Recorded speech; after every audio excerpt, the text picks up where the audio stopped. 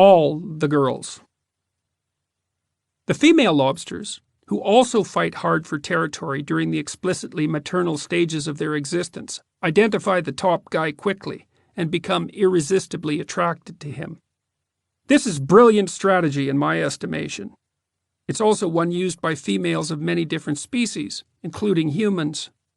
Instead of undertaking the computationally difficult task of identifying the best man, the females outsource the problem to the machine-like calculations of the dominance hierarchy. They let the males fight it out and peel their paramours from the top. This is very much what happens with stock market pricing, where the value of any particular enterprise is determined through the competition of all. When the females are ready to shed their shells and soften up a bit, they become interested in mating. They start hanging around the dominant lobster's pad, spraying attractive scents and aphrodisiacs towards him, trying to seduce him. His aggression has made him successful, so he's likely to react in a dominant, irritable manner. Furthermore, he's large, healthy, and powerful. It's no easy task to switch his attention from fighting to mating. If properly charmed, however, he will change his behavior towards the female.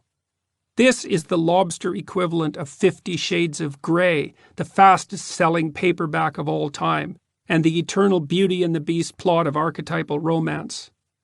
This is the pattern of behavior continually represented in the sexually explicit literary fantasies that are as popular among women as provocative images of naked women are among men. It should be pointed out, however, that sheer physical power is an unstable basis on which to found lasting dominance, as the Dutch primatologist Frans de Waal has taken pains to demonstrate. Among the chimp troops he studied, males who were successful in the longer term had to buttress their physical prowess with more sophisticated attributes. Even the most brutal chimp despot can be taken down, after all, by two opponents, each 3/4 as mean. In consequence, males who stay on top longer are those who form reciprocal coalitions with their lower status compatriots, and who pay careful attention to the troops' females and their infants. The political ploy of baby kissing is literally millions of years old. But lobsters are still comparatively primitive, so the bare plot elements of Beast and Beauty suffice for them. Once the beast has been successfully charmed, the successful female, lobster, will disrobe, shedding her shell, making herself dangerously soft, vulnerable, and ready to mate. At the right moment, the male, now converted into a careful lover, deposits a packet of sperm into the appropriate receptacle. Afterward, the female hangs around and hardens up for a couple of weeks, another phenomenon not entirely unknown among human beings. At her leisure, she returns to her own domicile laden with fertilized eggs. At this point, another female will attempt the same thing, and so on. The dominant male, with his upright and confident posture, not only gets the prime real estate and easiest access to the best hunting grounds, he also gets all the girls. It is exponentially more worthwhile to be successful if you are a lobster and male. Why is all this relevant?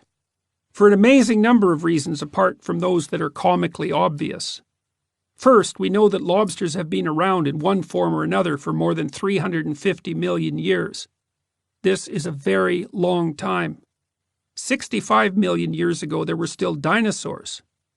That is the unimaginably distant past to us. To the lobsters, however, dinosaurs were the nouveau riche, who appeared and disappeared in the flow of near-eternal time. This means that dominance hierarchies have been an essentially permanent feature of the environment to which all complex life has adapted. 1/3 of a billion years ago, brains and nervous systems were comparatively simple. Nonetheless, they already had the structure and neurochemistry necessary to process information about status and society. The importance of this fact can hardly be overstated.